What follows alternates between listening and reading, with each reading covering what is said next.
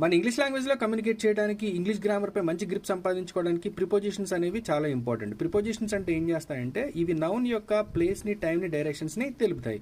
ఇక్కడ కొన్ని ప్రిపోజిషన్స్ని మీకు డయాగ్రామ్స్లో నేను వేసి మీకు చెప్పడం అనేది జరుగుతుంది. పిల్లలకి, పెద్దలకి బాగా ఉపయోగపడతాయి అనమాట. చూడండి, ఇన్ లేదా ఇన్సైడ్ అంటే ఒక 3D బాక్స్లో, అంటే ఒక బాక్స్లో లోపల ఉన్నది అని అర్థం అనమాట. ఎట్ అంటే మీరు ఒక ప్రదేశం వద్ద ఉన్నది అని అర్థం అనేది వస్తుంది. ఆన్ అంటే ఒక వస్తువు పైన ఏదైనా చిన్న వస్తువు ఉంటే దాని అక్కడ ఆన్ అనే మీనింగ్ అనేది వస్తుంది. అబౌవ్ అంటే కాస్త, అంటే ఈ పైన సర్ఫేస్ కానకుండా కాస్త పైన ఉన్నది అనే అర్థం అనేది వస్తుంది. ఓవర్ అంటే ఇంకొంచెం, అంటే ఈ ఉన్నటువంటి వస్తువు పైన మీదుగా, అంటే ఎగిరే పక్షులను కావచ్చు, వాటిని కావచ్చు, మనం దాన్ని ఓవర్ అని చెప్తాం అనమాట.